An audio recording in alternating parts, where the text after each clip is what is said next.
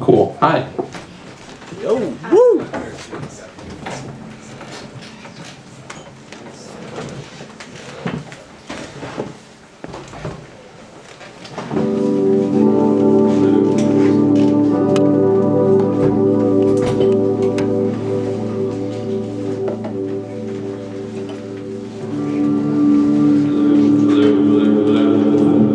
That's it.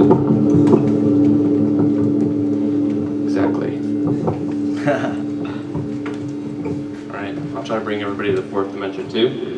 Yeah.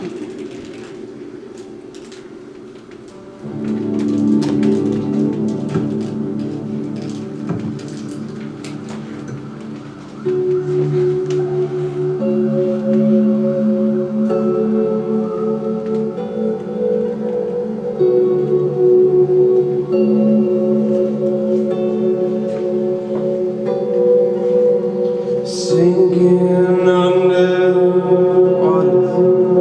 since I saw you, and I'm not sure if I'll ever reach the ground. Again, I find myself swimming just to be near you.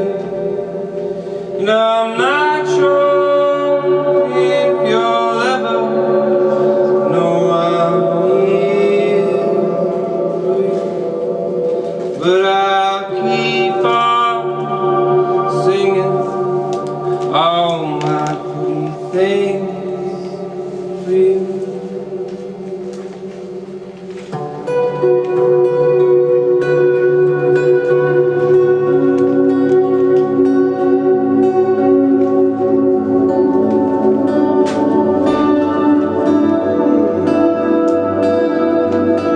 I'd much rather be down here drowning, but near to you. And up there, merely sailing in away from you.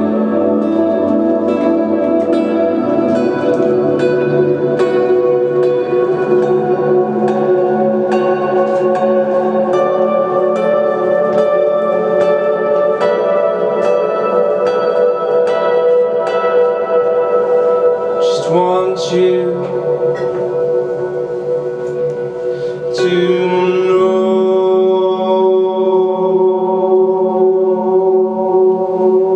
that I'm here for you. Just want you to know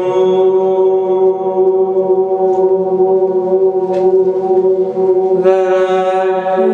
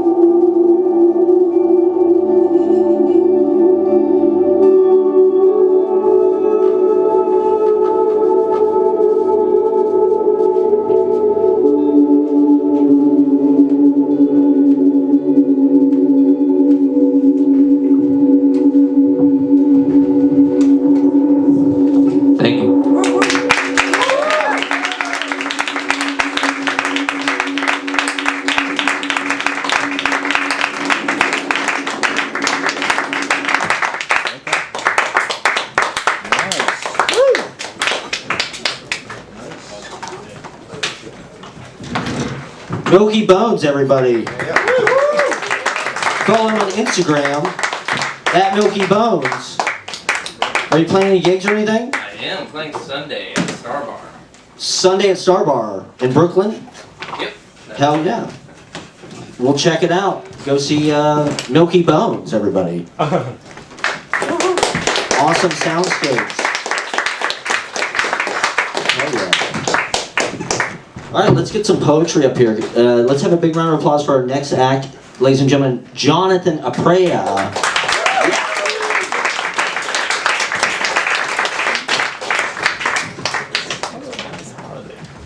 Okay, so today is a very special day. It's Cyber Monday.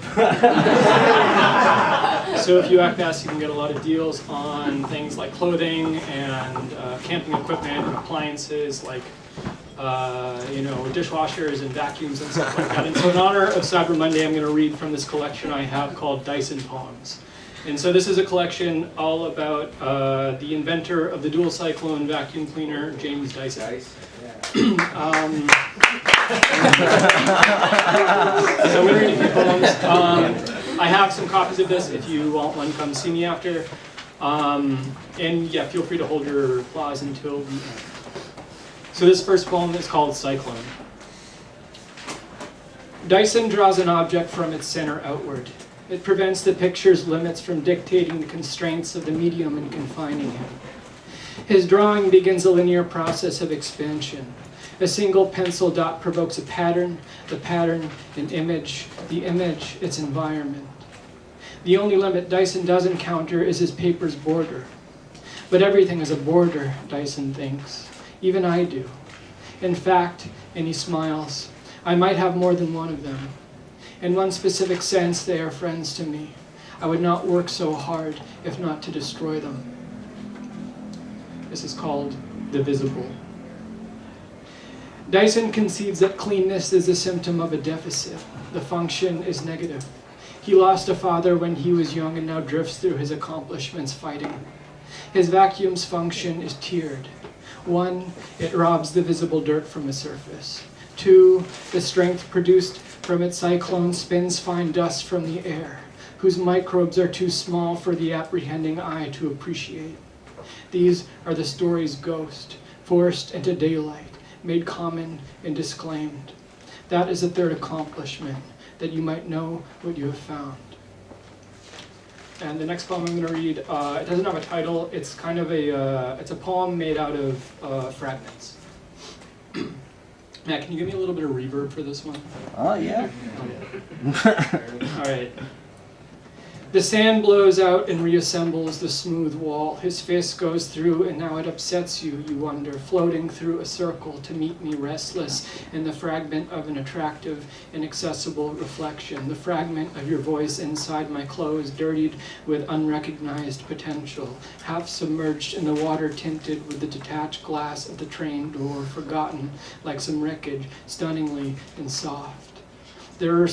These are the story's arms on my shoulders, somehow on the paper, a foam bed, constrained by opening towards the branches, a mechanism, the door buried and useless underneath, like your voice through the pattern is against the ground, blood-filled, but the memory brightens into place, outlining its lips, visualizing its development in that distance, missing all day, in search of, the shape of, if you remember this, light snow.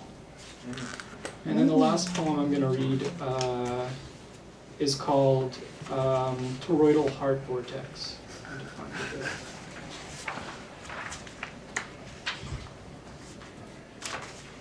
No, it's here. Oh, fuck, hold on.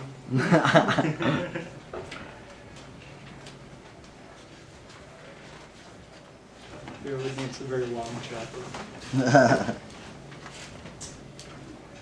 Oh, here we go. Toroidal heart vortex.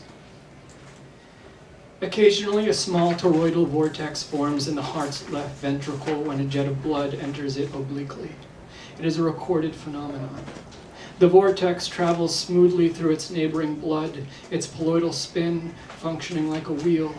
until faced with the pressure of an obstructing heart wall or the aorta's pulse. Some days Dyson feels like the toroidal heart vortex, constrained by a body informally colliding with his conviction of time. Brief are his frictionless instances floating through something. He would capture them if he could. Thanks. Yes. Jonathan Aprea, thank you for pointing out that important information that we needed to know is that it's Cyber Monday. I mean, I neglected to mention that. It's fucking Cyber Monday. Get the Dyson poems on Cyber Monday. Directly from the source. Is Diana Vogel in the house? Yeah. Let's get Diana Vogel up here. Entertainment.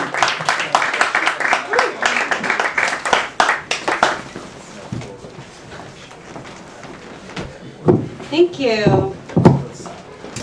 What's up, everyone? So I'm Diana the vegan. Oh my god, I can't see anyone. Oh crap, it's bright. I'm gonna do some comedy, but I know what you're thinking. Don't worry, I'm not gonna stand up here and do a bunch of jokes about vegans because they never kill. All right, maybe just one. So the other day, my friend said to me, "Can two vegans have?" That was part of it. Okay, we're back online. So the other day, my friend said to me, "Can two vegans have beef?" And I said, "No, impossible." Thank you so much. I think that's my time. No, I'm just kidding. I know we get 5 minutes up here. I love when they tell you get 5 minutes. It's like, I'm a woman. I can't do math. They could give me 3 minutes and 51 seconds and I wouldn't know the difference. Yeah, that's 77 seconds for every 100 a man gets. We could call it the stage gap. That one's a thinker, maybe. For the first time in my life, I have a girlfriend. Oh, thank you. We're both bisexual, which is amazing, until a straight man finds out. Because then he's like, "Do you want to have a threesome?" And I'm like, "Come on, dude. The answer is obviously yes! With Kristen Stewart." My girlfriend disagrees, though. She wants a threesome with Chris Evans. And Kristen Stewart. Even I know that makes 3. I said, "Babe, can I at least watch?" And she said, "Sorry, it's not up to me." I recently told my conservative dad I'm bisexual, and I was so excited to tell him because I had all these responses prepared for when he said something bigoted. Like if he had said, "You know, I don't believe in gay marriage," I would have said, "It's not the tooth fairy. It's two fairies getting married. They definitely exist." If he had said, "You know, I think being gay is a choice," I would have said, "You know what, Dad? I'm bisexual. So, I agree." And if my dad had said the words all bisexuals dread hearing, "You're just going through a phase," I would have said, "Yes. And just like the Marvel Cinematic Universe, my phases are only going to get weirder and gayer." But what my dad actually said to me, I could have never in a million years been prepared to hear. This motherfucker looks me dead in the eyes and he says, "Honey, I'll love you no matter what." What an asshole. I wanted to have my clapback moment. So naturally, I tried to debate with him about the Supreme Court and Ron DeSantis, and he just tap dances around it all. Which in his defense is kind of gay. I turned 30 this year. Oh, thank you, one person who booed. Being born wasn't my idea, but I will take credit for it. You know, I was 14 days late to my own birth. Even back then, I couldn't count.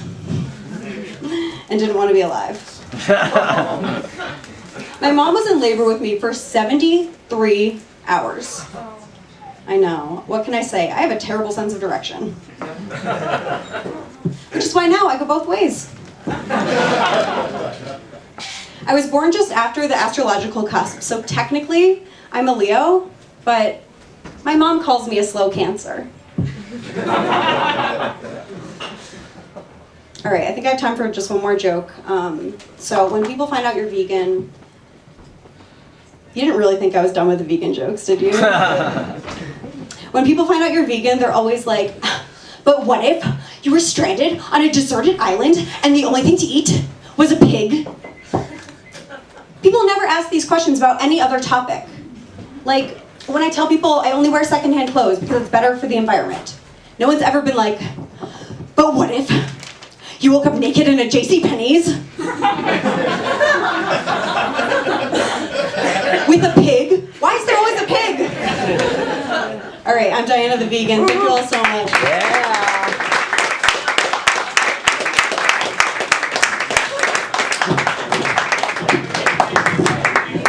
Diana the Vegan, everybody. Not even that many vegan jokes, thank you. But the JCPenney's reference, gotta love that. We're gonna keep it going with the comedy. Can we get the very funny Carlo Lucien up here? Big round of applause for Carlo Lucien, everybody. Hello, what's up, New York? Yeah. How's everybody doing tonight? Woo! Yeah. Thanks for coming out. Thanks for coming out to the show. Yeah. All right. So, I'm learning Chinese, guys. I'm learning Chinese. So you guys want to hear some Chinese? Yes. So,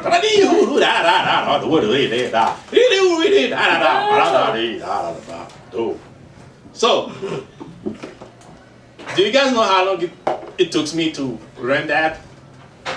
Do you guys know how long? Nothing. Like 50 days. 50 days. So how was everybody's holiday? Everybody's holiday good? Good. You guys had a good Thanksgiving? Yeah. You know, my grandpa and grandma came over, for the holiday. It's always a good time to spend time with your grandma and grandpa, right? Yeah. But for myself, it's been a terrible thing, guys, when they came over. My grandma and grandpa came over. All they've been doing overnight, doing the Thanksgiving night, it's fucking, guys. So, my grandma's crying like a bird. Ear. You guys hear that? And then they said they're coming back next year. I said, no, don't come. I can't take that. That's crazy, right? All right. So how you guys feeling tonight? Good? Everybody good? Yeah. All right. Can you guys name 3 things not to do before you have sex? 3 things not to do before you have sex with your girlfriend or your boyfriend? Drink too much. Burp. Eat too much. All right. All of that is good, but this is my 3 things. The first thing that doing before you're having sex. Don't take a shit, guys. Don't take a shit, all right? You don't want to smell shit, right? Right or wrong? Yeah. Wrong. Who said that? I can't see. The second thing not to do before you have sex, don't drink milk, guys, because you're gonna fart. You know what I'm saying? And then the third thing not to do before you have sex, don't call your grandma, okay? Because she's gonna keep calling you back, all right?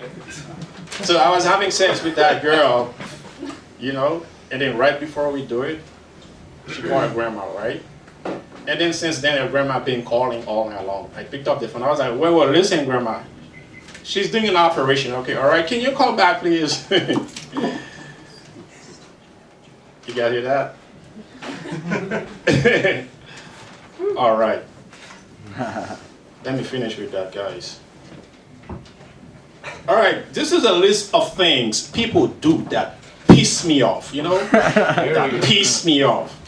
First, people who take a shit on the subway. People who shit on the bed. People who share the bed with the pets. Women who smoke. Women who grow beard. This is not all about you ladies, but I'm going to tell you about women who don't know how to cook. Get off the stage. I got more, guys. People who drink dog milk.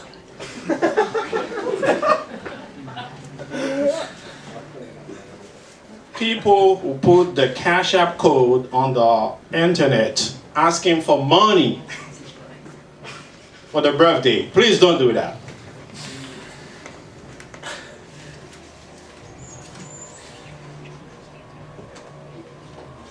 People who start to drink beer as early as 9 a.m. in the morning. Men who wear bra.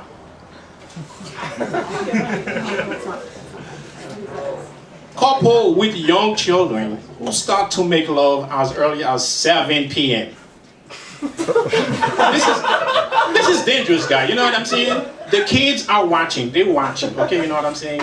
So if you know you're gonna have fun with your husband, you know, send the kids to grandma's house. Okay?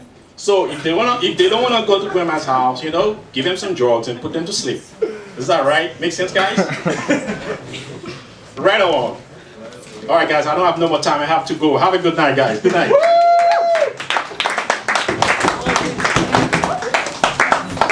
Carlo, Lucien, everybody. I just have to say, I'm very pro women who smoke and everything. Women who can't cook. Let me just say something on their behalf. I'm all for it. And definitely have sex before 7 p.m. That's also fine. Great stuff. Let's have some more poetry. Can we get Raymond Alexander Turco up here?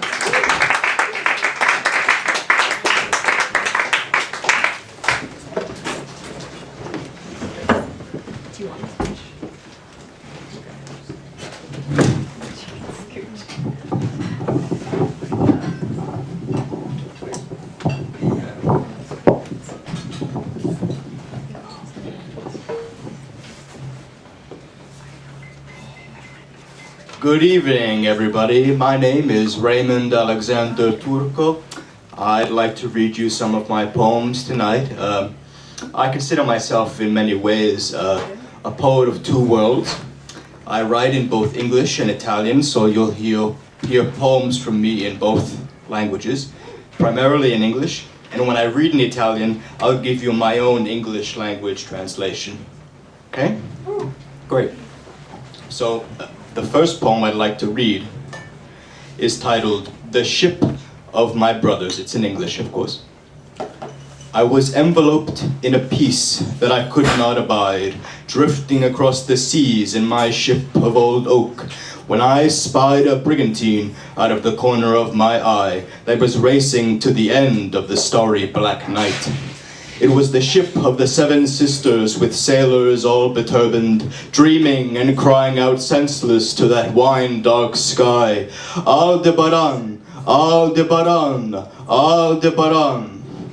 And they plunged into the depths of true wisdom that only madmen can know, as they sailed on the back of the bull and went down, down, foundering into the horizon below.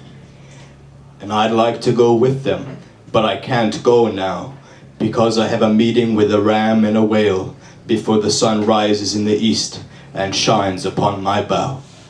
Thank you.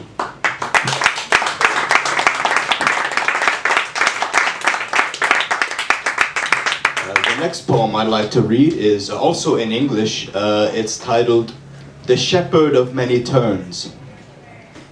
The door to the night, braced in ignorance and sweat, guards my trade. I tend to my sheep and bellow and whoop my apostate song, When I die, I will pass from man to you, to plant, to ant, to dust, in that great psychosis of the soul. And I am afraid. Who is there to comfort me, for I am alone amongst my flock astride the silent mountains of Calabria. And you see, we are so very afraid these times. Thank you. Yeah. The next poem is in Italian, and it's a poem that I always read in the places where I go, where it's the first time I'm reading in that place. I like to read this poem. I'll read it in Italian, as I mentioned, and then again in English. The Italian title is Battito. This poem was published about a year and a half ago with Bordighera Press in one of their Voices in Italian Americana anthologies, along with the translation. Again, the title is Battito. Alla ricerca del cuore di mio figlio trapiantato lo ritrovo, premo l'orecchio al petto di un altro e rivivo. Okay. In English, the title is Heartbeat. In search of my son's heart, I find it transplanted. I press my ear to someone else's chest and live again. Thank you.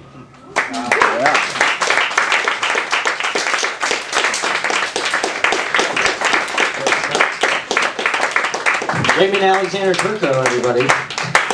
Do you have a book or anything, or? No, not quite yet. Just anthologized. Mention the recent publication. You have a recent publication? Online. An online publication with a journal called Lothlorien Poetry Journal. 5 poems published there, including 2 of the ones that I read. Fantastic. What is the journal called? Lothlorien. Lothlorien. Lothlorien, like the city in Lord of the Rings. Oh, wow. Amazing. Like the city in the Lord of the Rings, everybody. Check it out. Lothlorien. An auspicious journal. Do we have Olivia Martino in the house? Let's get Olivia Martino up here, everybody.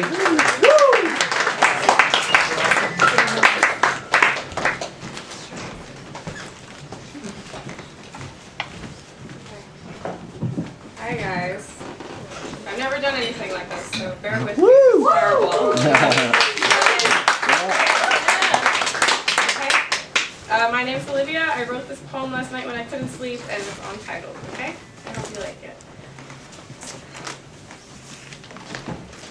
I'm too fucking tired to uncross my eyes, and I'm too fucking tired to cry. My heart beats in half pumps and broken syllables in the way you tell me I'll never be yours and you'll never need me, but I'm also a little bit relieved. Relieved because at the end of this long and narrowing tunnel, this unforgiving fucking place that's covered in cobwebs and sticky with my blood and spilled ink and muddied by last night's, month's, year's mistakes, there's me. The girl whose love has always been available, has always been free. I can't talk about all that self-help crap right now, though, because right now it fucking hurts. I'm laying in your bed and I can feel you, I can hear her. I bet her voice is smooth like honey or sweet like sugar. And she probably doesn't say fuck half as often as I do, so I'll say it for her, fuck. I'm just a girl made use in yesterday's eyeliner with a voice laced with vinegar. I'm a girl who writes about the fear of turning over to find that you might be right there with me in bed, stupid and smiling and new, my beautiful linky liquid lover, fuck you. But you're not here and you're not at all who I thought you to be. And you're 40 and I'm 23. Does she know that I'm the one who folds your laundry? Is she brunette? Have you taken her on your motorcycle yet? Does she know that when you travel, I live in your apartment? This whole goddamn place smells like hemp. I should have known the second you bought new sheets. I wrote something earlier about being wrapped up in white linen with you, lost in a New York memory, floating from leaf to autumn leaf. It's over before it's begun, isn't it? I've fallen into that same familiar trap snap shit. Here I am, sitting awake in your bed, because I know that when I lie down, rest won't come. I won't sleep tonight because I'll be picturing you bringing her to her knees, and all at once you're her priest and this is the confessional. I've got you both beat though. I may be godless, but I stand 10 feet tall and I always reap what I sow. In the meantime, 5 Hail Marys to the girl who'll be up all night banging her head against the plaster. Make it 20, the truth in your lies make this godforsaken room spin faster. I want absolution, I want to be saved. Don't you know she'll never touch you the way that I do? I have 3 biblical words for you, beautifully fucking depraved. Forgive me, Father, because I'm unable to cry, but I can certainly come. The demons lurch toward me now. I'll bear witness to a lot more glimmering nights and forgettable sunrises in men that can only be described as fun. My prayers have been useless, and our song will remain unsung. But I have this fire in my soul, and a few simple words for that girl barreling toward the sun. Your electric feet are built to dance across water, and your divine journey has only just begun. You're a fucking goddess in all of her limitless glory. Take only yourself and the clothes on your body. Shoulders squared and attitude cocked like a gun. Now is the time to be goddamn fearless. Fuck him and anyone who's made your sweet love feel useless. Please believe me when I tell you all that's left to do is run.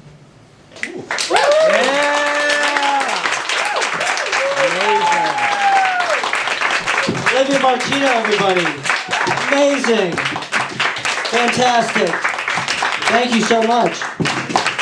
That's your first open mic. Phenomenal. Come back every week. Great stuff. Olivia Martino, everybody. One more round of applause. All right, let's keep the poetry going. Let's get the great John J. Trause up here. Going to give you a lesson, erudite, brilliant John J. Trause, everybody.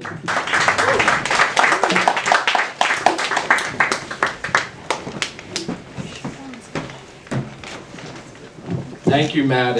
It's great to be here. I'm not sure if I could fulfill your description, but I'll try. Matt and I met at Otto's Shrunken Head, which is a tiki bar on East 14th Street. So I mentioned Otto's in this poem. Seahorse. And how did you and your yellow sheen get into my Mai Tai at a tiki bar called Otto's Shrunken Head? Hypnotic but not potable hippocampus, shooting babies from its chest, plastic, diaphanous, dazzling. A dizzy one would say ekphrastic, not unlike a silly simile one would make about a phosphorescent, iridescent octopus's camouflage. A chemo-chromo sham, pelagic cephalopodic ploy now splashed with curacao, crème du ciel, ou enfer, en mer, oh hell, but just as well,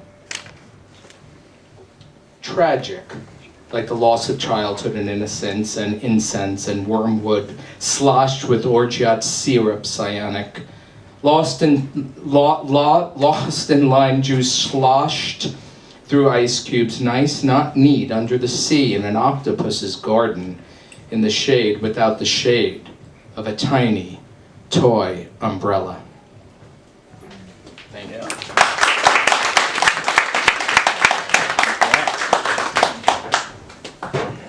I'm sipping, actually I just finished a delicious Scotch sour made with extra Luxardo cherries. So I'll read this. Grand Lux Cafe, ex Oriente Lux, which means light from the east. Grand Lux Cafe. I am one to dine alone. Here I am this winter night dining at Grand Lux Cafe. Nearly frozen rain outside, basking in the decor bright Viennese secession overhead, everywhere, overheard. Your wife was just showing us her Klimt. You too, huh? She's showing it to everybody.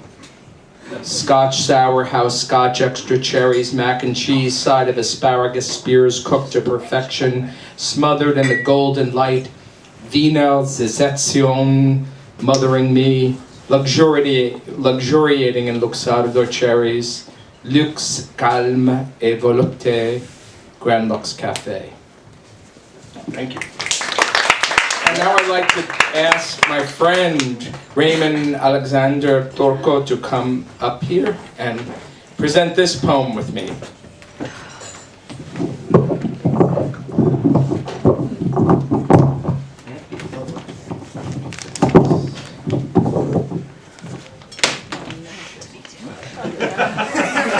Oh, sorry. It was a comment.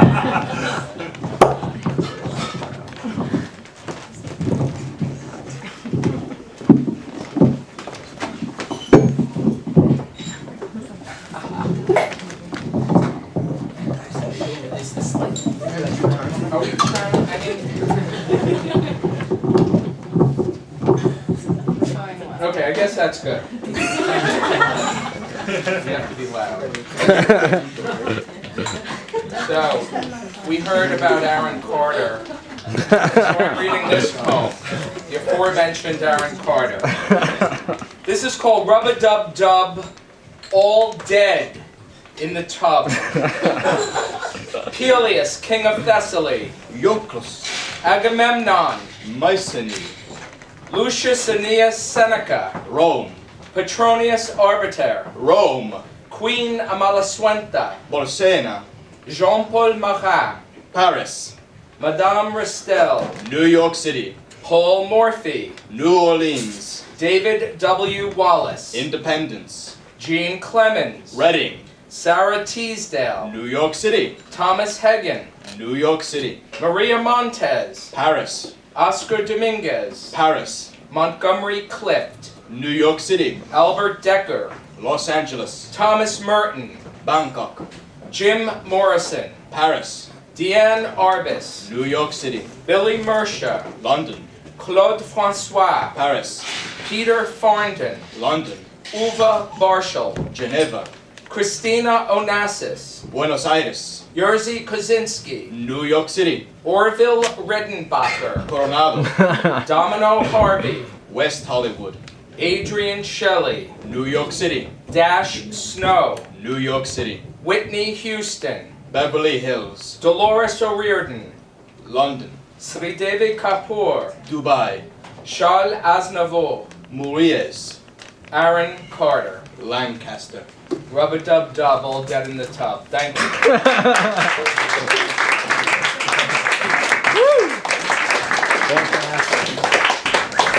John J. Trause, everybody, from New Jersey. Amazing tribute. Thank you. All right, we're going to keep it going. Can we get, is Charlotte Muth here? You. Let's get Charlotte Muth up here.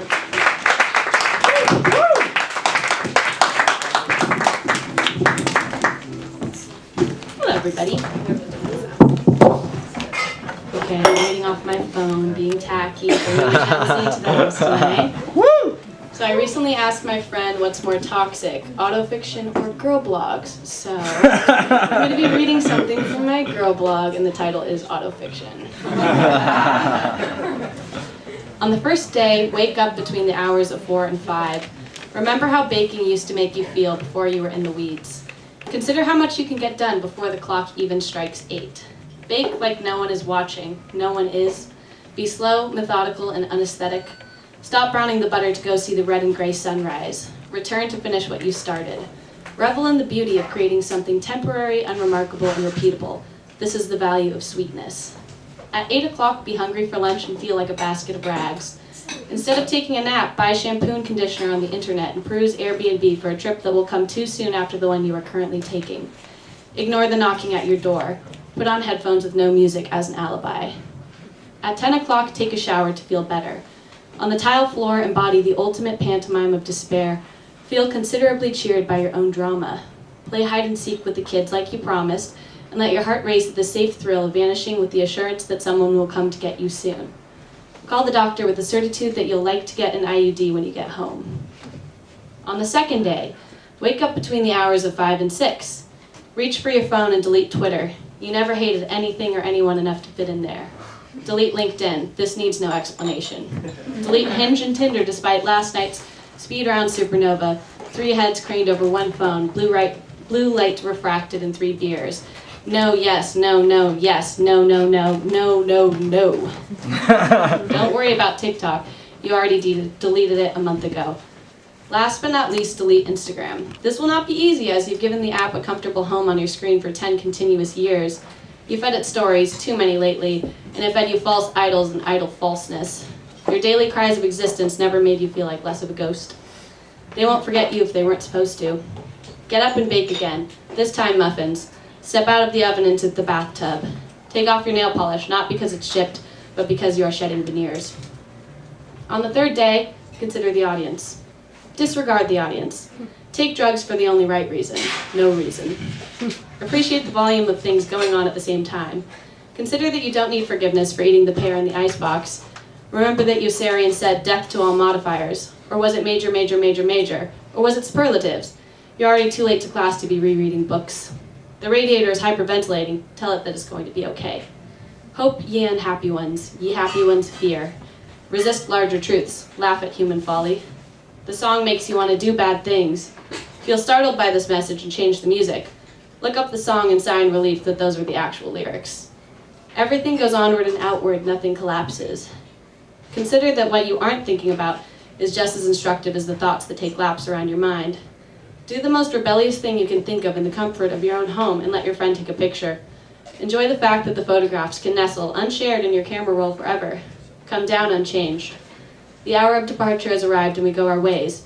Hug your friend goodbye and swallow a little dinner. Look in the mirror and smile that you are still you. Be not solitary, be not idle.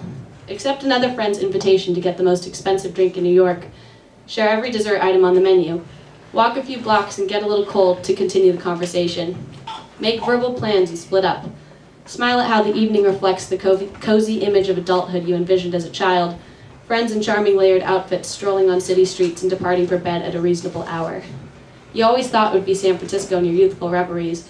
Maybe your children will dream of New York. On the fourth day, spend the most gorgeous bender of a 6-hour date with your new best friend who also doesn't believe in best friends. Keep saying yes to each other. Consider the art, but not too seriously. Go buy the actual most expensive drink in New York. Talk about everything and nothing. Assure each other that you are doing okay. Walk for miles through the least loved neighborhoods, saying yes to another couple blocks at the checkpoint of each subway station. Go to the grocery store together and touch cheeks in lieu of a hug because all 4 of your hands are full. Leave her and walk back east alone. Reheat the Indian food that gave you indigestion yesterday, but it might have been the other thing. And finally, silence. Consider that you are actually alone for the first time in a decade. Consider yourself lucky. Lose an eyelash and make a wish to the world. Forget me not.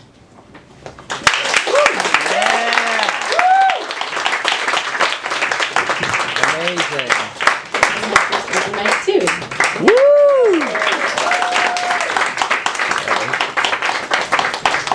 Charlotte Muth, everybody.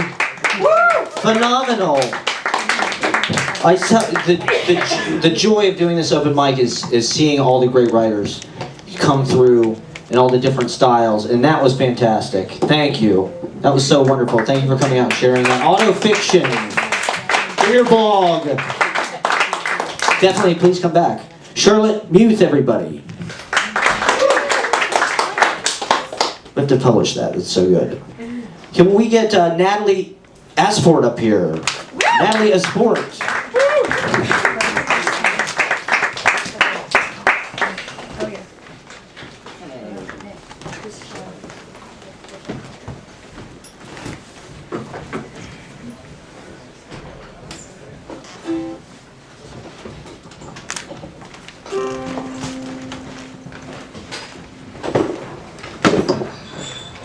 Hello, everyone. How's everyone doing tonight? Woo! Okay. It's okay. So my name is Natalie Asport, and I'm going to play an original. Woo! Called Broken Fence. The next 3. Next 5. Solid, right? Yeah. Set expectation. Let my friends know. Okay. So you say, take off. The next 5, right? You're telling me a story about how it is to lose. You're asking me a question, asking me to follow you. Does it hurt you enough to see that I've cried? For days and weeks my memories lied.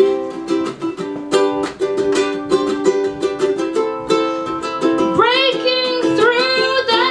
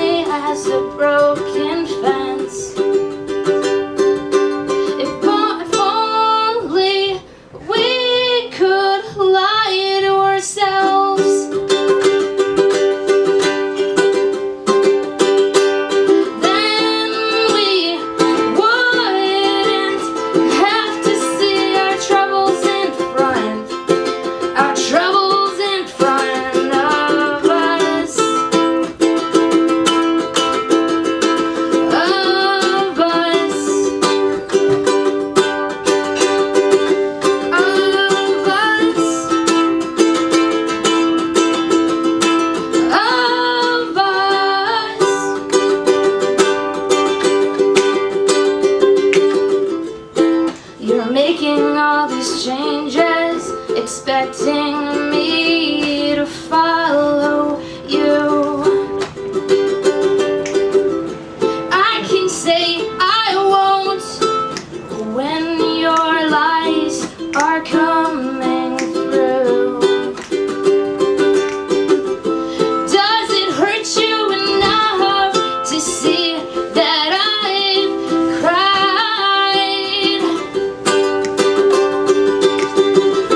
But finally my tears have dried.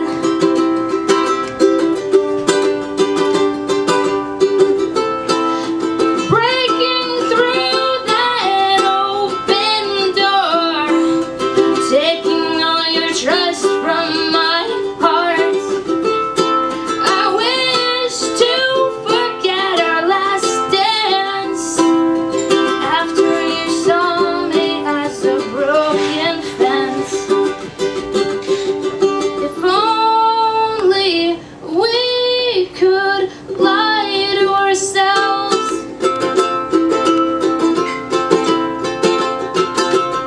then we wouldn't have to see our troubles in front, our troubles in front of us, Yeah. of us, of us, of I have an idea. We could set up like a wireless mic. It'd be like right on top of the piano, so people could the audio quality is better when you sync the two together, the video and the audio. Make sense? Yeah.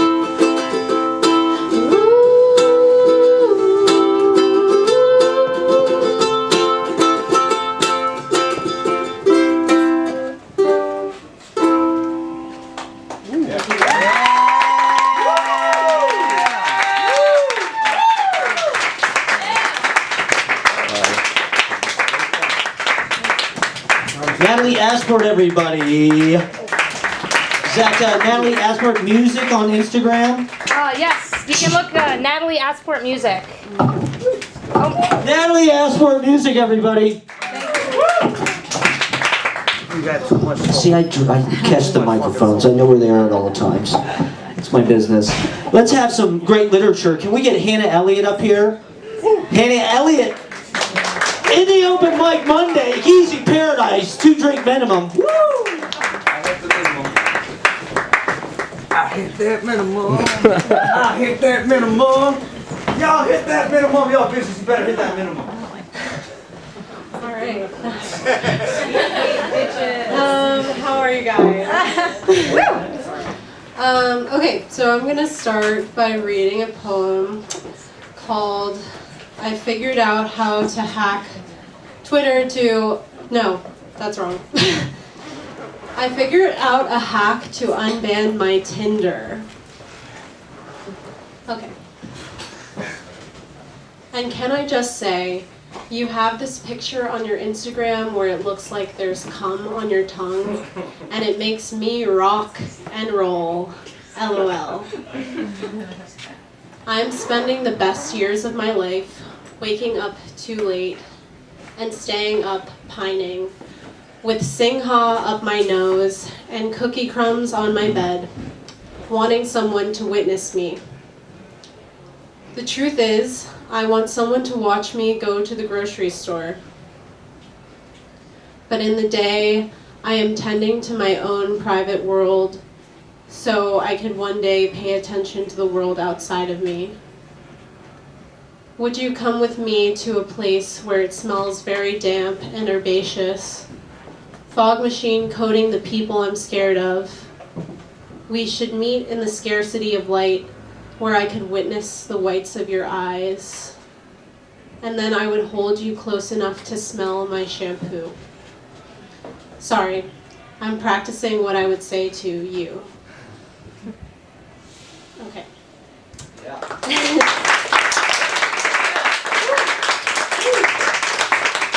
And this next one is called Sticker. I feel lifted like a little sticker.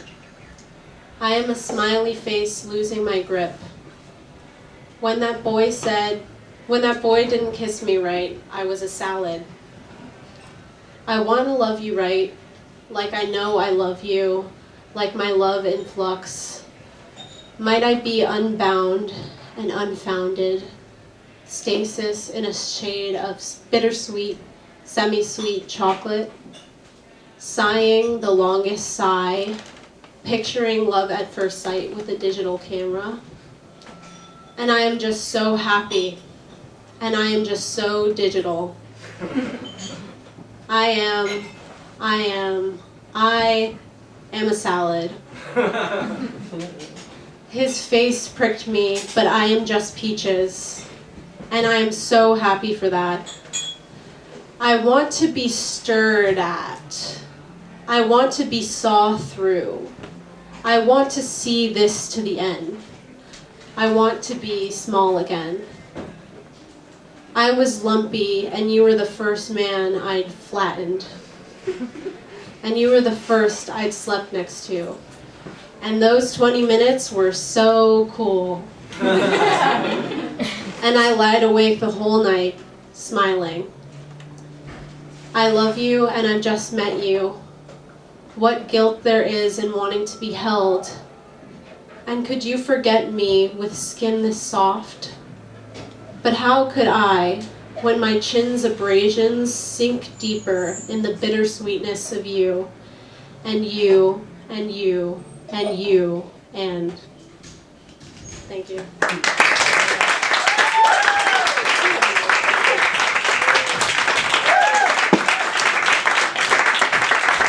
Hannah Elliot, everyone. Great poetry. Thank you, that was phenomenal. Fetal babushka. Follow Fetal babushka. That was great. I love that poem. Sleeping next to you for the first time, 20 minutes. Yeah, that's great stuff. Do we have David Segovia? Yeah. Can we get David Segovia up here? Excited about this. Some more music for everyone. Once again, it's a 2-drink minimum. Try to tip the bartender generously.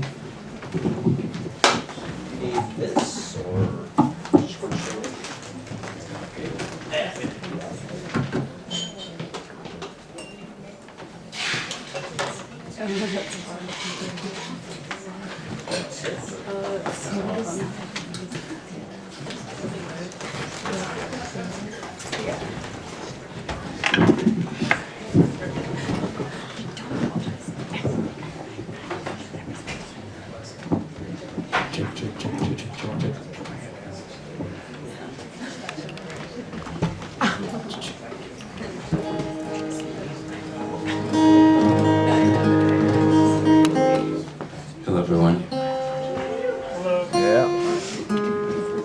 My name is David. I'm gonna play an original song for you. Yeah.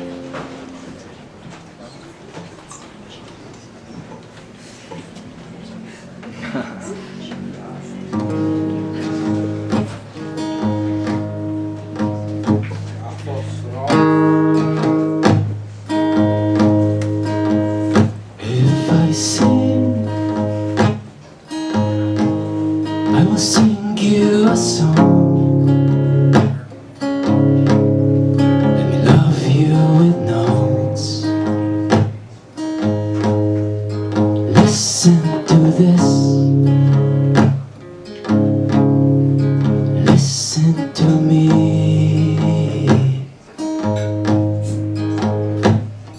To me. To me.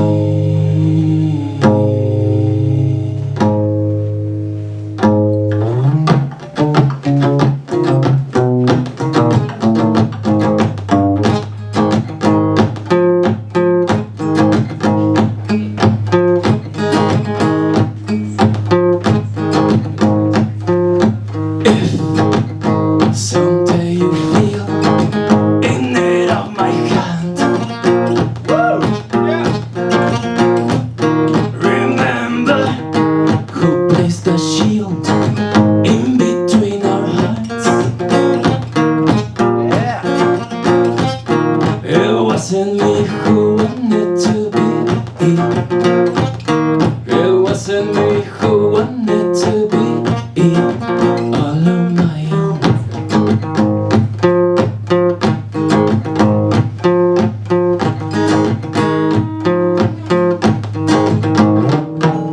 Save those lying lines, I won't buy them now. You fool me, a while ago, more shan't be allowed. It wasn't me who wanted to be. It wasn't me who wanted to be all on my own.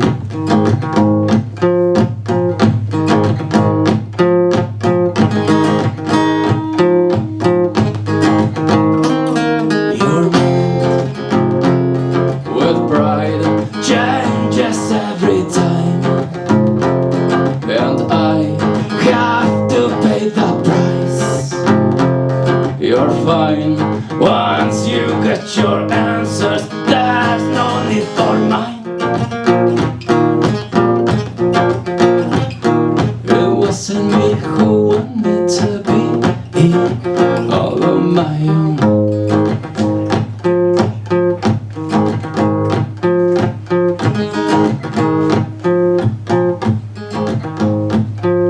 No, don't you cry now, please. Those tricks will not fly. I know them all, and I don't want you messing with my nights. It wasn't me who wanted to be. It wasn't me who wanted to be all on my own. Oh, all on my own. Oh, on your own you are now. Oh, on your own you are now. All on your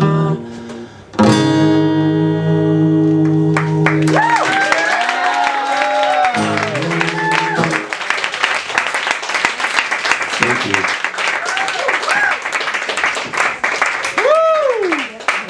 BrooklynDave.com. Yeah.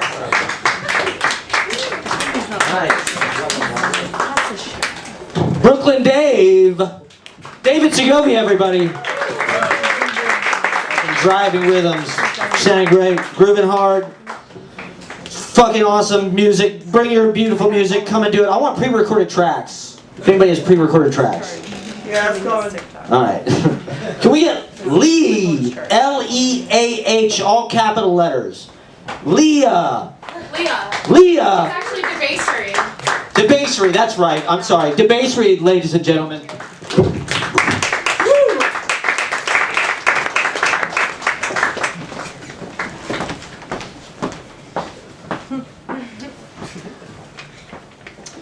My name's Debassery.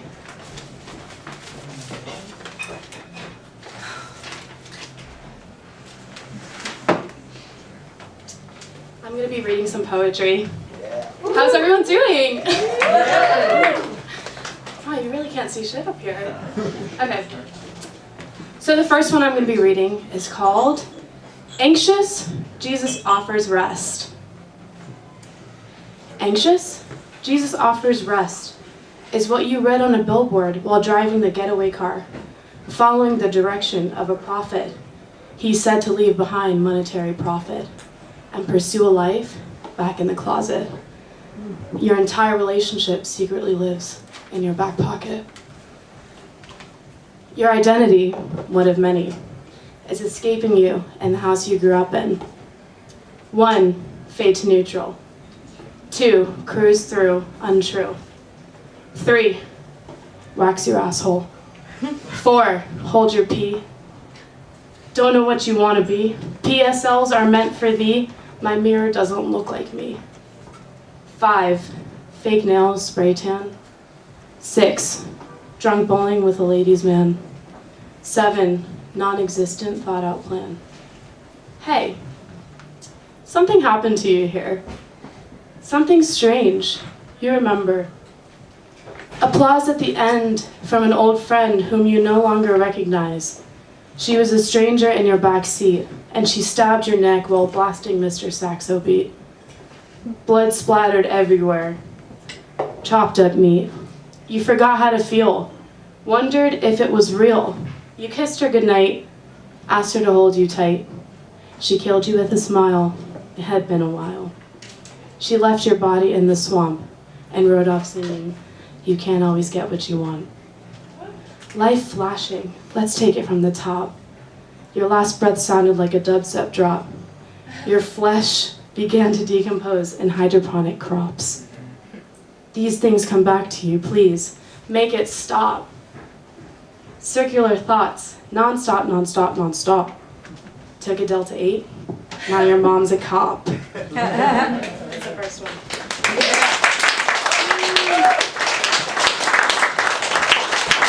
This is my work phone.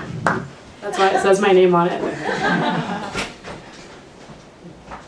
My second one is called I Drank Swamp Water and All I Got Was This Lousy Finger. I found my high school ghost lurking around the muggy thrift stores of Fort Lauderdale, loitering in abandoned parking lots, half smoking cigarettes that required her to pop a menthol ball in between her thumb and her pointer finger, throwing back cans of 12% alcohol by volume gasoline juice, wrestling gators, girls, in a wet swamp water t-shirt contest at a sleepover, and then never speaking about the things that happened at said sleepover. Thirsting for pumpkin spice lattes and desperate to be seen. Breaking down in the Chipotle bathroom because she got her first finger and it sucked. Brutally hungover in Joanne fabrics. Getting screamed at by a cunt while watching a scary movie. Finding comfort in the onion aroma that stained her fingers while she was chopping up horribly bloodied meat. Puppies running amok while she took her mirror selfies. The only photo she liked of herself because she was convinced she could control how she was perceived by the morally superior pests who became professional haters when they grew up. I found my high school ghost. She was a haunted mirror that smelled like a cheap flat iron and was picking a thong out of her ass. That's it. My name's Debasery on the Instagram. Fantastic. Debasery, everyone. LEAH.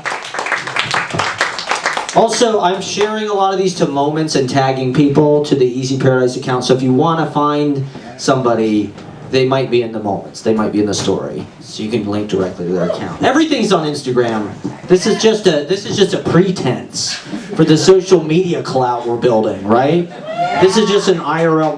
I got 10,000 people watching on my fucking live, okay? I don't even care about this. No, I'm kidding. I love you. I do. I seriously, I love doing this. And the open mic. The open micers on Cyber Monday, everybody. Killing it. All right, we've got some exciting stuff. Ladies and gentlemen, the great Xlad is coming up.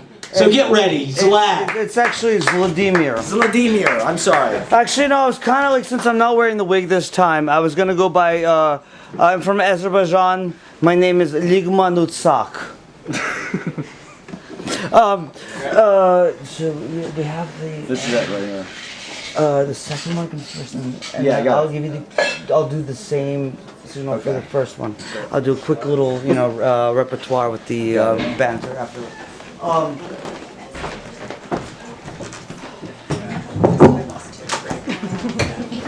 We don't need a mic stand when you're a short guy. No, this only makes me feel inadequate. But don't worry, ladies and men who, I don't know. I mean, I tried being gay, but I found it rather boring. It's not even about the pussy and the tits. It's really more about the love.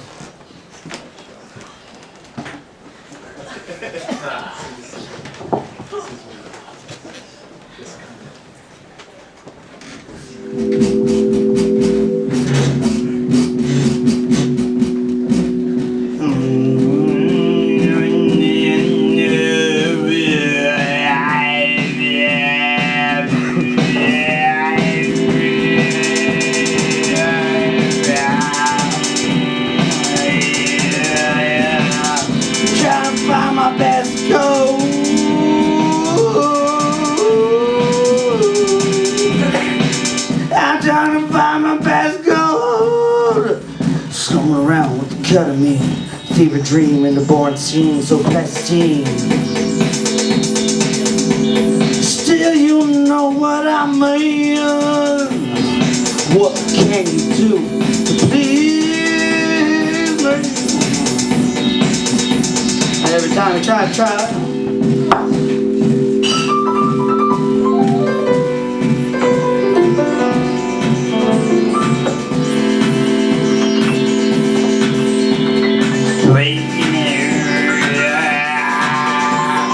Beat me down by the porta potty, bringing the ketamine and the mullet.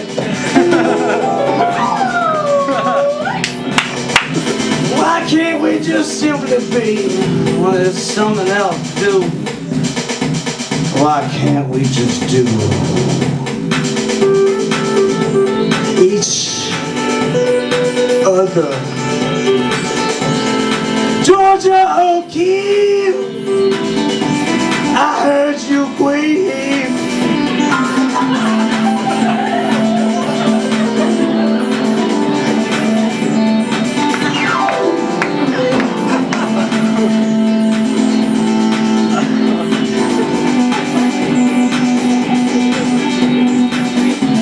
Get ready to make that jump.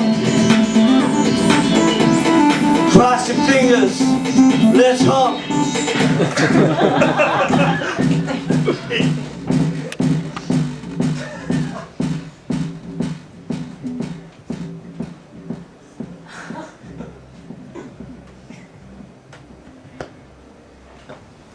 Did you finish? Yeah. And then, my friends, you die.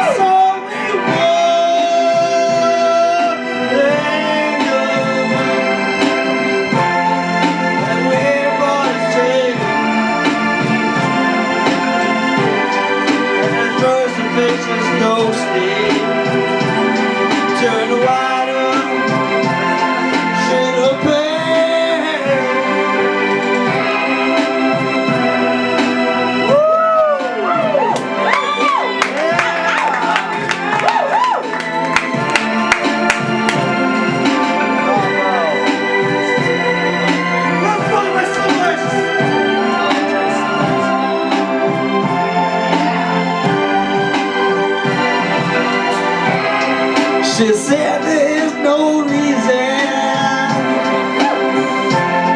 and the truth is plain to see. As I wander through my playing cards, and would not let her be one of 16 Vestal virgins who are wandering to the cold. And although my eyes were open,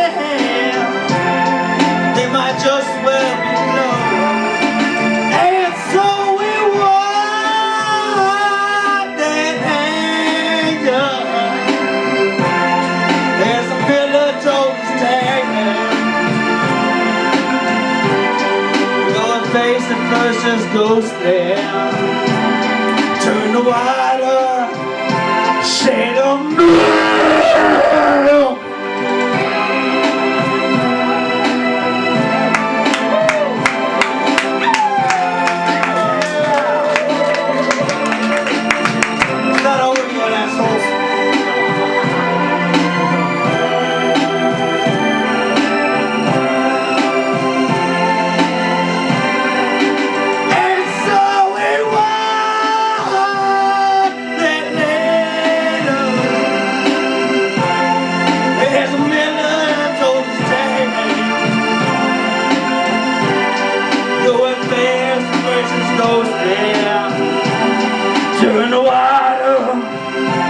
Straight up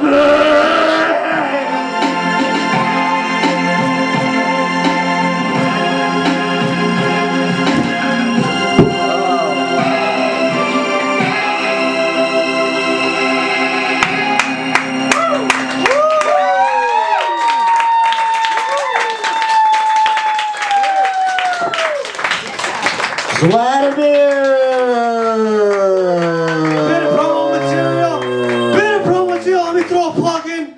I got my album coming up. Zlatimir Extreminevich, agent of the Space GB.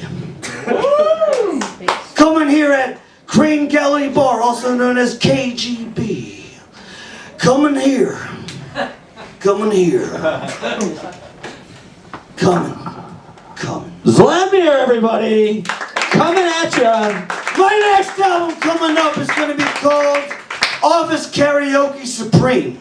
That's right, it's time for some law. Now is down time for some law of the land. And therefore, we shall have an album with over 30 tracks on it. I'm going to be singing a lot of your favorite songs. And it's up to you whether or not you decide I'm butchering it. He does all the MIDI. He did all the MIDI for that song himself. So let's have a round of applause. Yeah, go fuck yourself. I put in all the hard work. Listen, guys, before I go, I want to let you know. If I get sued for this album, I want every single track I do to be sued by a different entity. A lot of lawsuits coming at you. Revolution, baby! And lawyer up. Vladimir, fighting for our intellectual property rights. Revolutionaries, everybody. Kicking ass. All right, let's have some easy listening. Can we get Calto up here to just mellow and piece us out? Thank you. Calto, great musician. I mean, how do you follow an act like that? Give it up for your lovely host, Matt, everybody.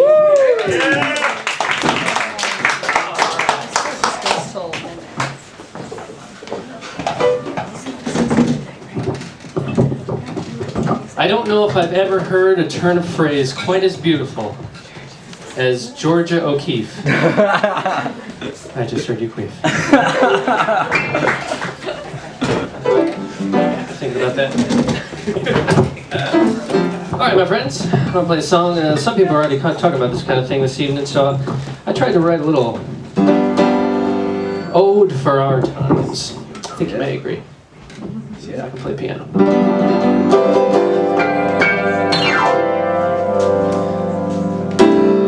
I scroll TikTok and Instagram, stream shows on Amazon Prime, Netflix and Hulu, hooked up straight through my Bluetooth. I've seen every episode, but I'm as sad as I can get. It's time we turn off the TV and shut down the internet. 'Cause I've got 5G and it's LTE, own a house in virtual reality, and the news tells me all the things I need to worry about. 10,000 people follow me, still I'm as alone as I can get. I wanna turn off the TV and shut down the internet.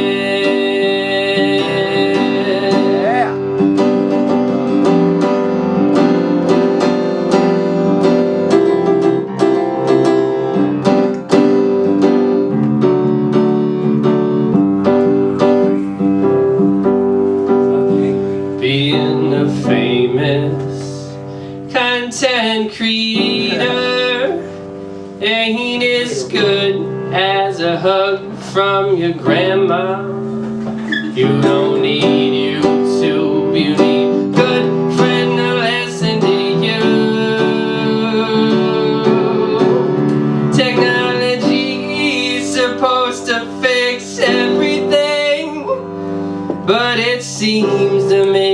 pretty upset. I don't know about you guys, but I think it's time we turn off the TV and fucking shut down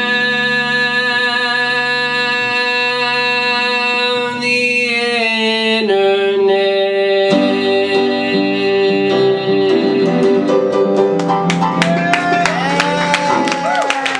Thanks, everybody.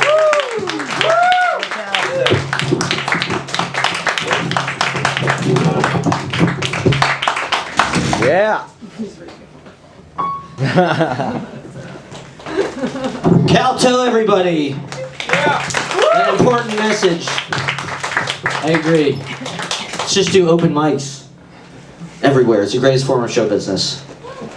That's right. All right, let's get, can we get Lewis Mason to do some tunes for us? Let's have Lewis Mason. Big round of applause for Lewis Mason, everybody. Once again, it's a 2-drink minimum. We're going to get to everybody on the list. Thanks for coming out. We're here every Monday. You can sign up online at Easy Paradise Mag. Lewis Mason, everybody.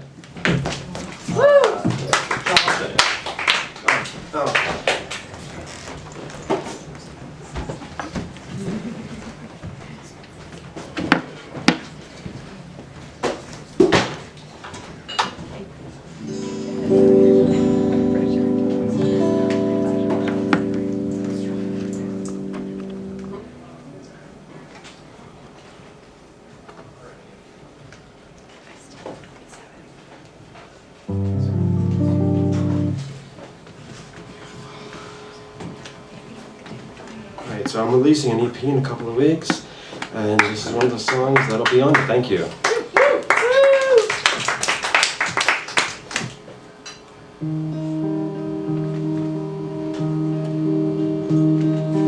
There she goes to the streets where nobody knows, just to buy something strong to get her high. In the park, shooting up after it gets dark. She says, ooh, won't you turn me on? She says, ooh, won't you turn me on? There she goes, kills her worries and her woes through the vein, just enough to kill the pain. And in her head, she's alive when she feels dead. And in the cold, she is young, but she's getting old. She says, ooh, won't you turn me on? She says, ooh, won't you turn me on? There she goes, another fix for her little nose. And in her eyes, there is guilt behind the lies. And in the night, when the world is out of sight, she is there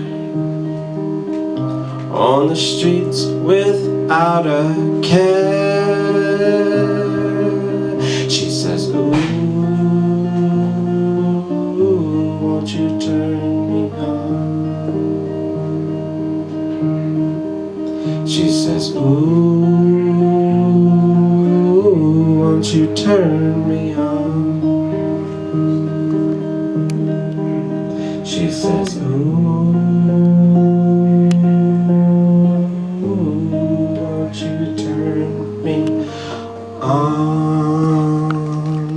Thank you very much.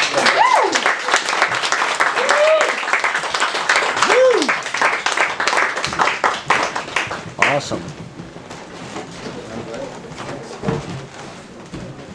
Lewis Mason, everyone. Sounded great. Velvet underground quality. Love it. Let's keep it going with the music. Can we get Flannery theaux up? Flannery theaux is going to play some amazing music for us. Let's have a round of applause.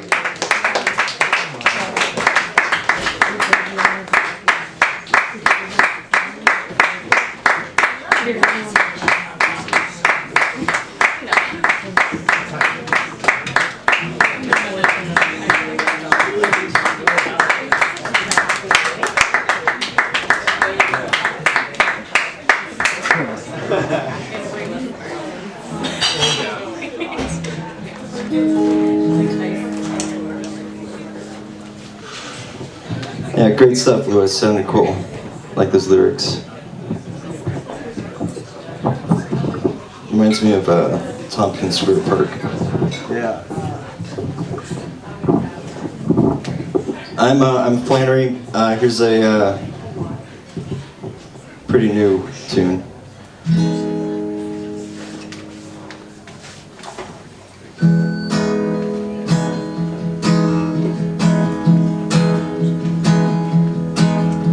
Sweet and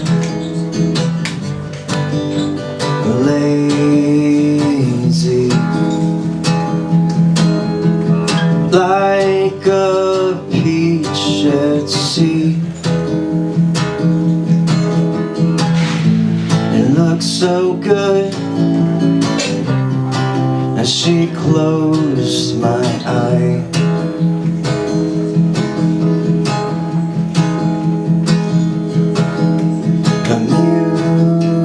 Music,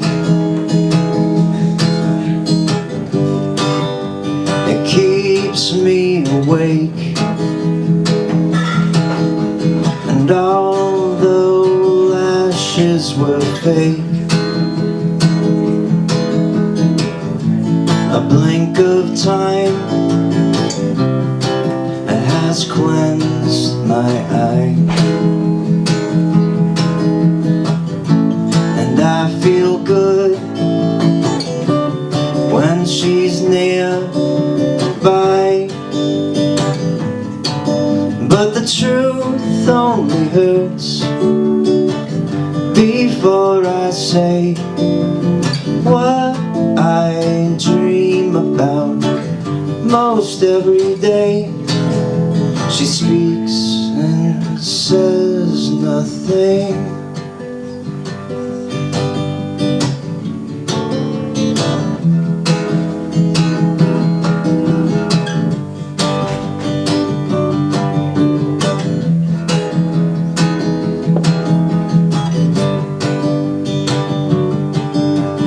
Good things,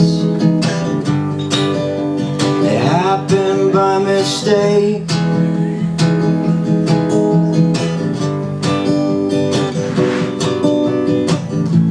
And I feel fine when she's on my mind,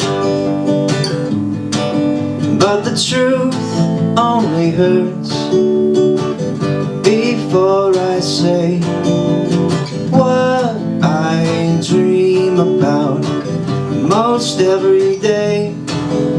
She speaks and says nothing,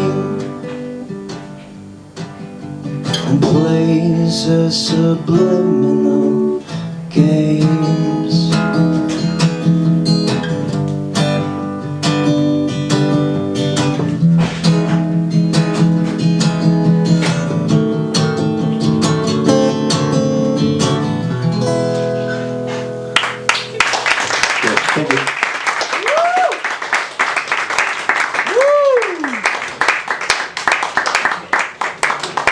Nice. Flannery theaux, everybody. I love that song. Great chord progression. Great vibe. I'd listen to that song on my iPod. in 2004. That's like sea change. It's like a Bell and Sebastian, Wes Anderson soundtrack. I was gonna say That's- it has that. That's the vibe for 2022. For 2023, it's a retro to like 2007. And it's all Bell and Sebastian and Peter, Bjorn, and John, and Gen Z was like 5 years old when all that happened. It's exciting for them. We invented it, okay? Me and Xlad invented indie sleaze. I mean, pioneering hipster fucking sleaze. The old Brooklyn, Williamsburg, Bushwick way. Yes, we're importing it. Let's get some comedy, everybody. Who's ready to laugh? Jimmy Ong has done, he's one of our favorites. Jimmy Ong, everybody.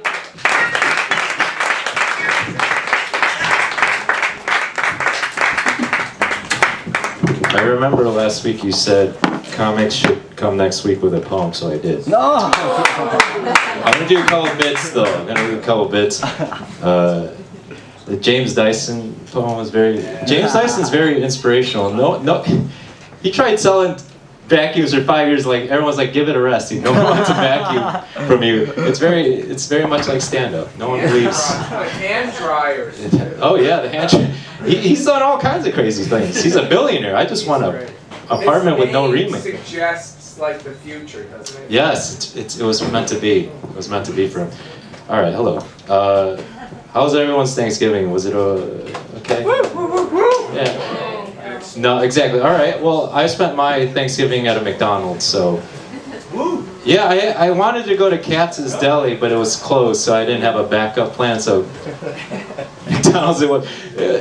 $15 doesn't get you what you think it will at McDonald's. I came in there with 2005 prices in my head. Fuck. So the menu doesn't even look like a menu anymore. It looks like an outline. It says 1A, 2. God damn it. I did see my family though a couple weeks ago. You guys been watching like the World Cup? Yeah. Yeah. No, that was not. I haven't either. I'll be honest. I did see a pretty good match though when I was back home in Chicago. It was my Korean dad versus the Chinese restaurant server. It's a clash of cringe right there, man. It was rude versus rude. It was a draw though. You can't. And you really can't play the yellow card in that match. You know, it's really. All right. I was hit as a kid, like a lot of Asian kids. And let me tell you straight up, hitting works. But not like, I didn't get like good grades. I was like, I have like excellent manners and I'm very respectful. So, but you know, hitting kids, it's very effective. It's cheap, very effective. It's like single-use plastics, you know, good in the short term, but long term, God help us all. Right? Oh Jesus! All right. That was the bits I wanted to work on. Now it's poetry time. Yeah. I'll end it on a poem for you all. I was trying to get this work it as a bit, but it never works. So I'm just gonna see if it works in poem form. It's called Microwave Minutes. I press 5, 0, 0, start. I stare. Microwave, why do you lie? I am no physicist, but microwave minutes are longer than regular human minutes. You are the friend that texts, I'll be there in 10. But 10 is really 30 on a good day. You test my patience? You make me petty. And seconds before I eject the door, the last laugh on me, 'cause you're stuck on 003. The middle of the lasagna is cold.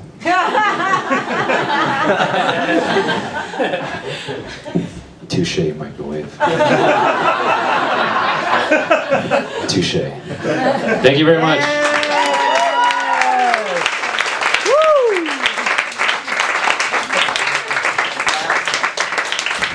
The beautiful poetry of Jimmy Ong, everybody.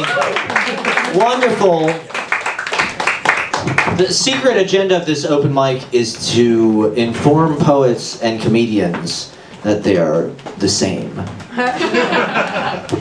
They are one and the same. Like cops and robbers. You know how every movie it's like the cops and the criminals are deeply the same, deep down. Poets and comedians. And let's get, speaking of which, some more poetry from Alexis. Is Alexis Mundy here? Alexis Mundy? I haven't heard that name in a while. Oh, all right, next week. She was here last week. She'll be here next week. How about Arman Shah? Is Arman Shah still? All right, let's have a big round of applause for Arman Shah, everybody.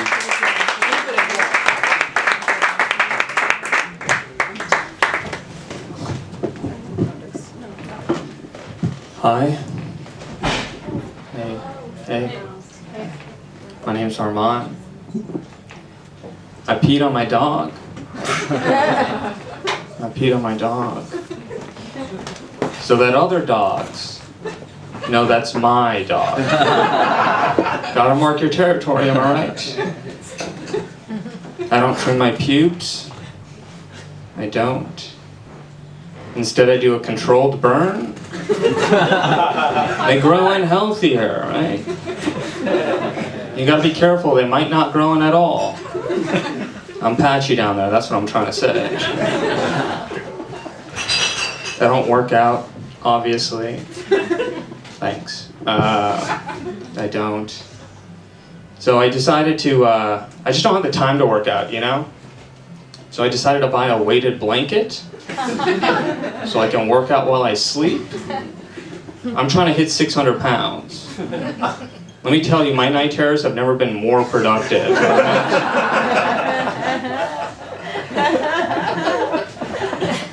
My parents are from India, and they moved over. And the one thing my dad brought from India over with him was his love of bartering.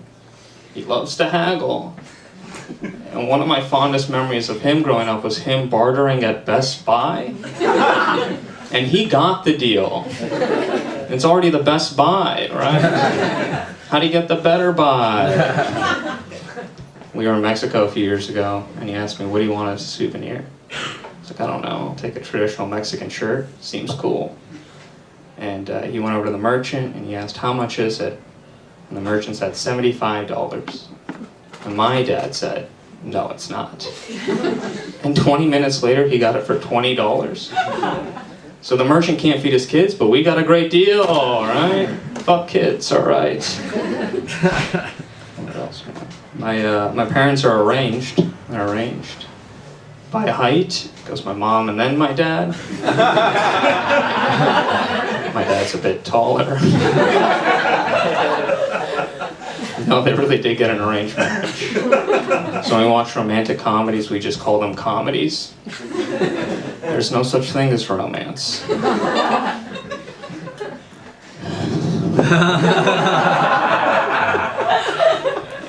My parents are getting older. I don't think I could put my parents in a retirement home.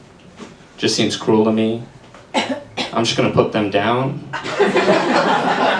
My dad's got 2 years left. Right? He's almost 60. All right. Oh, too far. All right. We found the line. 60-year-olds is the line. I, believe it or not, worked construction for one summer in high school. And it was pretty crazy. And obviously I was the only non-white person working. I should have figured I was the only non-white person because I did construction in Minnesota. And everyone had a nickname. So the first day I got hired, everyone's like, we gotta get you a nickname. And they came up with, in an hour, was Computer Boy. That's what I got. I got Computer Boy. The guy that gave me that name, we called him Dewey. Sorry, DUI. I want to learn how to pole dance because it seems like a skill that's applicable everywhere. Like, do you know how many poles there are? You see a stop sign, I see an opportunity to dance. Okay. 2 negatives really do make a positive, huh?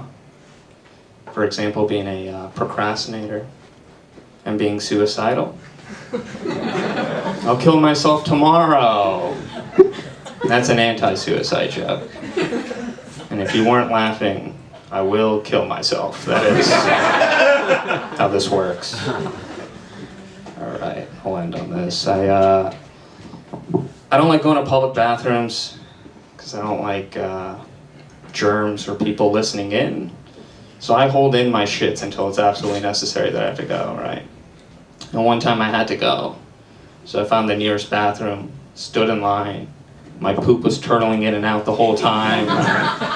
40 minutes later, I get to the front of the line, right? Guy walks out of the stall, I walk in. And I look down and the toilet is clogged by a mound of shit. And I had to go so bad I couldn't leave and wait for one of the other stalls. So I added on. And the worst part about that story is when I left, I made eye contact with the next guy. And he thought I did all of that. I did 5%. 10 at most, you know. I think about him a lot, I do. I wonder if he added on, you know what I mean? All right, thank you guys so much. Arman Shah, everybody. Very funny. Please come back. All right, we have a few more to go. Thank you once again for coming out. We're here every Monday, Easy Paradise Open Mic. You can sign up online anytime during the week at Easy Paradise Mag. I'm Matt Proctor. I'm your host. Thank you once again for coming out. 2 drink minimum. So, you know, if you want to do some shots or anything, I'm down. If you're buying. All right. Do we have Nick Vango? Is Nick Vango in the house? Nick V-A-N-G-O. Going once, going twice. All right, let's get Alex Mahaney up here. We have Alex Mahaney, everybody. Big round of applause.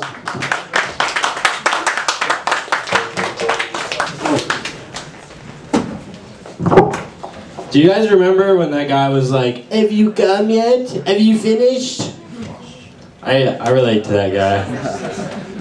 Do you remember that when you did that? That was funny, man. That made me laugh. I came blood the other day. Yeah, I ejaculated blood. Alright. I was concerned, so I Googled it. And Google said it's actually a very common thing to be concerned about. Google said 95% of men who ejaculate blood are concerned. Yeah. The other 5%, what the fuck are they doing? What are they using razor blades as lube? Are they masturbating with a giant broadsword, sir? Do you know? Are you the 5%? All right, I'm sorry, man. There's so much more to that. All right. Okay, so I got a ticket for vaping on the subway the other day. On the subway platform. And then I got on the train and there was a homeless guy smoking crack. So I just gave him the ticket. You know, I was like, hey man, you're gonna need a phone and like a house. You know? Yeah, I didn't know that was against the rules. Anyways. Okay, so I just recently found out that being gay is not a choice. Because I tried to choose that. I was like, somebody told me that, and I was like, watch this, you know? And I went on a date with a guy. This is for real. I went on a date with a guy, and it was weird, you know? If you're like not into that, it's strange. And we like went to a shoe store. I've like never done that with ladies, you know? It's like, I don't know, what do you want to do? Hang out at Vans? I don't know, I see a lot of dudes at Vans. And it was, you know, he did wine and dine me, I will say. Dudes do know how to take people on dates.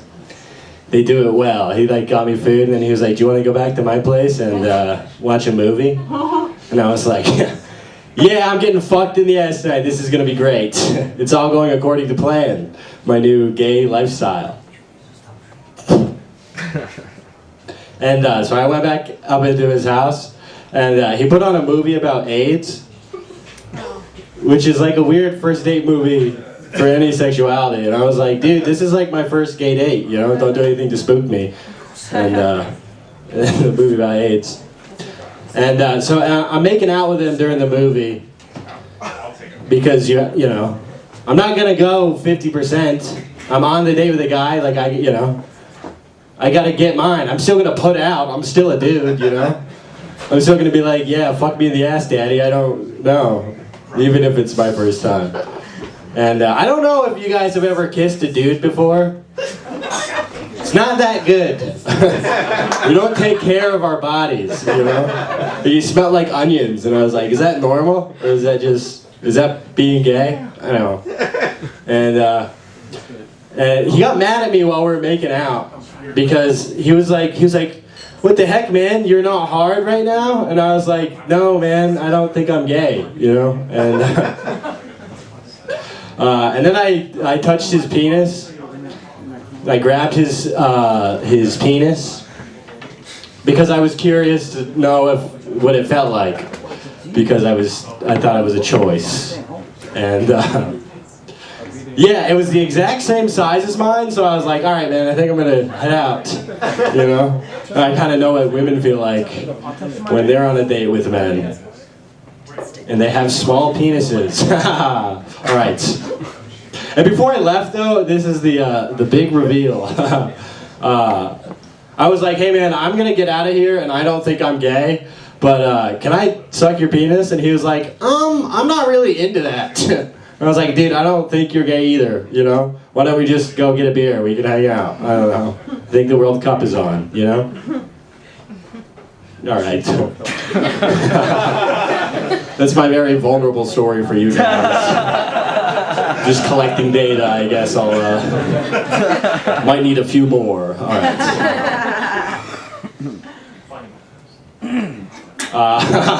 So I work at a bar. And the other day, this fat guy walked in and he ordered the bar a round of chips. Yeah. I don't know. I thought it was cool. Oh, do you want to hear the rest of the Subway jokes? So after that, I gave the guy the ticket. I sat down next to this old lady, and she bumped me a little bit with her giant old ass. And she was like, oh, I'm sorry. And then, like, under her breath, she was like, no, I'm not. It's like, what the fuck, lady? What the hell's wrong with you? And so I just coughed once and she walked away, I guess, because she's, you know, she believes in the vaccine, as do I. And so she got off the train immediately. And then I moved over to get more space. I was sitting on the crack between two seats, and this hot lady got on the train, you know, and she came over and was like, I like sit down next to you? And I was like, I have a girlfriend, you know, so I said, no, sorry, I have diarrhea, and I'm using the ridge of this seat to keep myself from ruining this train ride. All right, guys, thank you so much. I'm Alex.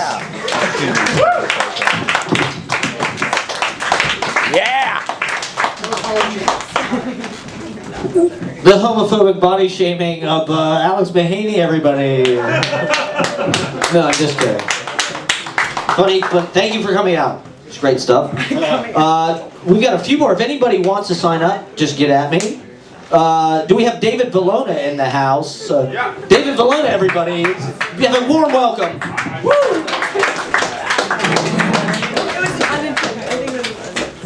All right, how we doing, everybody? We still got a little energy, or what? Woo! All right. I've noticed this recently. A lot of comedians they're talking about getting sober.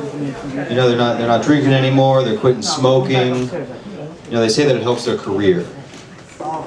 Me personally, I think I'd be a much better comedian if I fucked less. Is that believable? I don't know. I'm taking a big swing up here. I know I give off kind of like a, you know, machismo, macho energy. Is that believable? I don't know. I'm trying to figure out what kind of energy I'm putting out into the world these days. Anyway, you guys like impressions? We like impressions in here, huh? Yeah. How about first impressions? Do you like me? I am very nervous right now. Okay. Yeah. You can sign up later, pal. That's cool. Guys, let's say a little bit about me. I'm an adult with eczema. Any other Jews in here fighting the good fight? embarrassing me. You know how fucking embarrassing it is for your friends to see the red spots on your neck and be like, oh my god, who gave you those hickeys? You just have to be like, oh, it was my radiator. The dry heat of my apartment, I can't take it anymore. I have to invest in an industrial humidifier. Guys, a lot of talk about love languages recently, you know, physical touch, words of affirmation, you heard this? I don't know, my love language is Sanskrit. Guys, I haven't been laid in 3,000 years, okay? I am swing and a miss, okay, cool. That's good, that's funny. Thanks, I appreciate it. I'm here all week. No. My friend the other day asked me if I wanted to play pickup basketball. I was like, dude, I rolled my ankle jerking off last week, okay? Are you fucking kidding me? I don't have the hand-eye coordination to pleasure myself, okay? What makes you think I'm the team player that you're looking for here, all right? Do you guys think I could play pickup basketball? Would you? No. No, yeah, but, would you guys have me on your team? I made that up. No one's ever asked me to be on their team, you guys. I just want a friend, all right? No, I'm about as athletic as I am Catholic. Okay, nice. I did learn this recently. I learned that I can present as gay. Some people think that I'm gay sometimes, which is fine, you know. And I learned this, I was walking down the street with one of my gay friends, and a car slowed down, rolled down the window. This guy yelled, "Queer!" And it was like fucked up, you know. It was like horrible, very, very intense. I said to my friend, you know, man, I'm so sorry that happened. You know, that guy's terrible. You know, are you doing okay? How you feeling? He was like, yeah, I'm fine, dude. He was saying that to you. What? You're the gay one. I'm not even gay. Why would he say that to? He was like, dude, you're wearing a Madonna t-shirt right now. I said, oh yeah, I forgot about that. Okay. I'm trying to be a better person, trying to be kinder, you know. To do this, I decided I want to give one compliment to a stranger every single day. But I keep on just accidentally hitting on dudes. You know, I'm only complimenting guys. Like, I can't just go up to a random woman on the street and give her a compliment. You know, what am I, a murderer? No, that's not an option. So it's usually like an article of clothing I can see myself wearing in a guy. I'm like, hey man, you know, I really like those pants. I can see myself in them. I mean pants, I mean cock, I mean cock, I mean escalates fast though, you know. It starts with a compliment on the shoes or something. Next thing you know, we're carving our initials into a redwood in San Francisco. You know, lighten up, guys. We're gonna be all right. We're gonna be young forever. We're gonna be young forever. I do have a girlfriend, though, believe it or not, and she's kind of upset with me right now because I called her a short king. Fuck me, right? I mean, look, she is short. Like, I meant it as a compliment. She's like 5'1". She's very confident. She's opinionated. You know, she's like my little Joe Pesci. All right, she's my short king. That's a compliment. It's an homage to her. Anyway, she was very upset. I was like, okay, I'll give you some space. I left her alone to be in her shoebox. My girlfriend is a mouse, ladies and gentlemen. I'm being a mouse.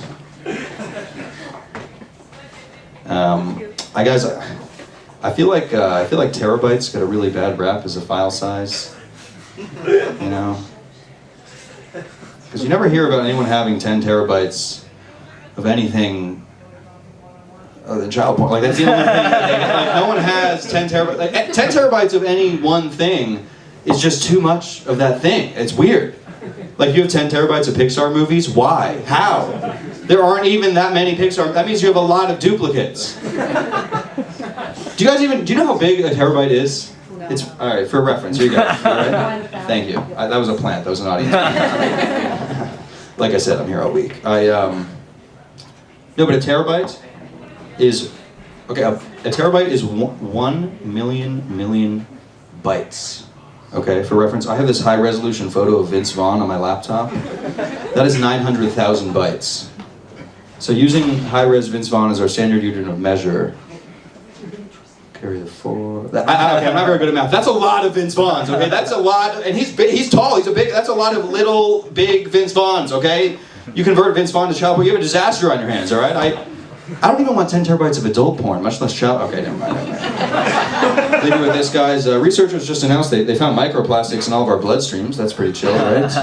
Pretty cool. I'll tell you what, I got a real bad though. I got a real nasty case of microplastics. Okay, I have so many microplastics in my bloodstream. How many? I have so many microplastics in my bloodstream The other day I passed a kidney stone, it was just a bouncy ball. Would you believe that? All right. Okay, like I said, we're going to be young forever. I'm David Velona. You can follow me on Instagram at Barack Obama. Thank you. David Velona, everybody. Check it out. Making waves in this business. Let me tell you. Here we are, Manhattan, the center of the world. Shouting our yops. Thank you for sharing this ritual and this ceremony. We got a few left. Is Austin Hugged in the house? Hugged? All right, Austin Hugged. Woo! Woo! All right. How are we doing? This is my third month in New York. I moved here. Thank you. Moved here from South Carolina. This is definitely the strangest place I've been so far. What the fuck is a Peroni? You know what I'm saying? I don't know what I'm drinking right now. What does it take for a guy to get a Bud Light? You know? Southern shit. I went to school to become a Southern Baptist pastor. You guys can see how that's working out. It's strange though when you talk to people about going to like a Bible school rather than like a regular college though, because like, you know, people I assume who went to like a regular college, they sexed and drugs on the weekend. But for me, I would get together with my brothers in Christ and we would fight the sin of masturbation. That's what we did on the weekend. But we were also children of the 21st century, so we decided to download an app to help us. Yeah, it was an app called Covenant Eye. I don't know if you're familiar, but basically what the app is you all download it, and then you get in a group together, and then every single time one of you is on an X-rated site, it notifies all of them. I know, I don't know if you guys have ever been mid-masturbation and got a text from a friend saying, praying for you, brother, but it's worse when it helps you finish. I don't know. And the thing is, it's strange, like growing up in like a really conservative, Christian, Southern, just all the cool words you guys love, home, because like they just don't like to tell you things that, you know, like I didn't really know what puberty was growing up, right? But I also grew up as an epileptic. Like I have epilepsy. If you're not familiar, meet me outside with a strobe light. I'll show you a magic trick. But so like when I had my first seizure when I was a teenager, I just thought, I guess I'm becoming a man, you know? Because you know what the old verbiage is, your balls drop, your voice drop, I drop, convulse on the ground. That's just puberty, am I right? Am I wrong about that? Is that, do you guys not say that up here? That's a Southern thing? Okay. It was the rapture. It's, all right. That is a word in the Bible. Thank you, sir. Good reference. I don't know. It's a lot of strange stuff to deal with growing up in a home like that. I feel like at this point in my life, I'm just trying to heal my inner child. Are people doing that? Are you guys doing that? Yes. No, yes, there we go. I can't afford therapy though, so I'm just healing my inner child by watching people play with Pokemon on the internet. Anybody else doing that? It heals my inner child by watching somebody play with a toy that was demonic growing up, you know? There's something about that. You guys, like, I have very thin walls in my apartment, so I don't know if you guys can relate to this, but like oftentimes when I'm having personal time, if you know what I'm talking about, I like to put on some television in the background just to have some white noise, you know, so nobody hears what's going on in my room. But I don't know if you guys ever do this, but like sometimes I just get distracted by what's on the television, and then I just find myself masturbating to people playing Pokemon. You know what I'm talking about? I don't know, I feel like I'm damaging my inner child by doing that. You know, I feel like eventually I'm going to be in a relationship and I'm going to be having sex or coitus, whatever you guys call it. And I'm just going to be like you know you have to say it for me to finish. And she's gonna be like, I choose you. And I'm gonna be like, catch them all. Good Pokemon joke right there, guys. Come on, let's keep up.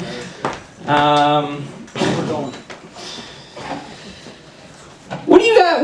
Okay, I've been thinking about this a lot recently. What do you guys think is worse, rape or murder? Both. Both are worse? Combined.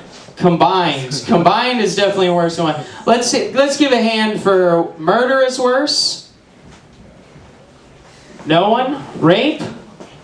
No one. All right, this bit's going.